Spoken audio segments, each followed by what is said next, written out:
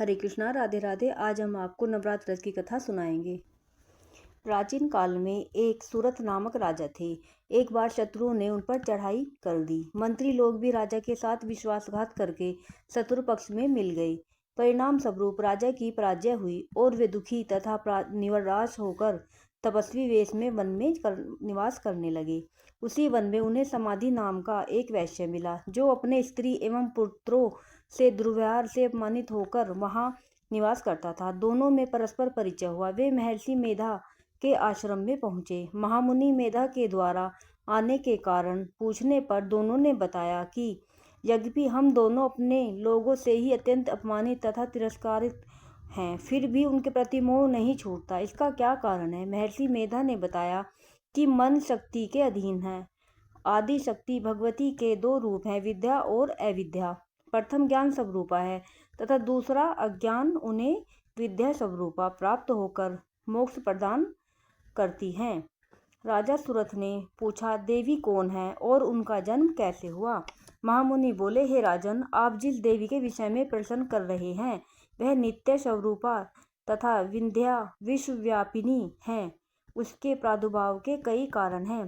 कल्पांत के समय महाप्रलय होती है। उसी समय जब विष्णु भगवान क्षीर सागर में अनंत शैया पर शयन कर रहे थे, तभी उन्हें उनके दोनों कर्ण कुहरों से जो दो दैत्य मधु तथा कैटभ उत्पन्न हुए। धरती पर चरण रखते ही दोनों विष्णु की नाभि कमल से उत्पन्न होने वाले ब्रह्मा को मारने दौड़े।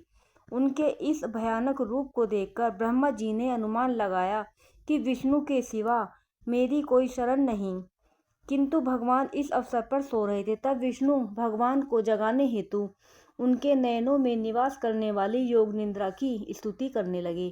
परिणाम स्वरूप तमोगुण अधिष्ठात्री देवी विष्णु भगवान के नेत्र, नासिका, मुख तथा हृदय से निकलकर आराधक ब्रह्मा के सामने खड़ी हो गई।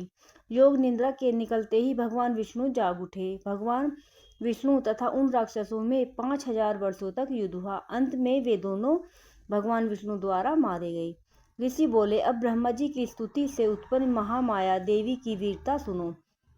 एक बार देवताओं के स्वामी इंद्र तथा दैत्यों के स्वामी महिषासुर में सैकड़ों वर्षों तक घनघोर संग्राम हुआ।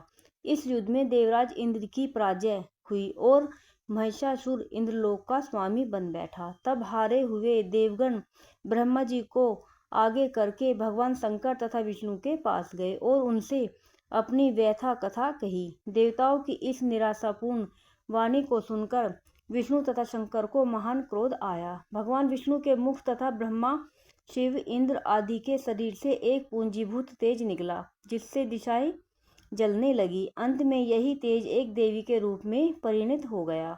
देवी ने सभी देवताओं के आयुध, शक्ति तथा आभूषण प्राप्त कर उच्च स्वर से अट्टहास युक्त गगन भेदी गर्जना की, जिससे तीनों लोकों में हलचल मच गई। क्रोधित महिषासुर दैत्य सेना का व्यूह बनाकर इस सिंहनाद की ओर दौड़ा। उसने देखा कि देवी की प्रभा में तीनों देव अंकित हैं। महिषासुर अपना समस्त बल छल छदम लगाकर भी हार गया और देवी के हाथों मारा गया। आगे चलकर यही देवी शुंभ तथा निशुंभ नामक असुरों का वध करने के लिए गौरी देवी के रूप में उत्पन्न हुई। इन सब व्याख्यानों को सुनकर मेधा ऋषि ने राजा सूरत तथा वणिक समाधि से देवी स्तवन की विधिवत व्याख्या की। इसके प्रभाव से दोनों एक नदी तट पर जाकर तपस्या में लीन हो गए।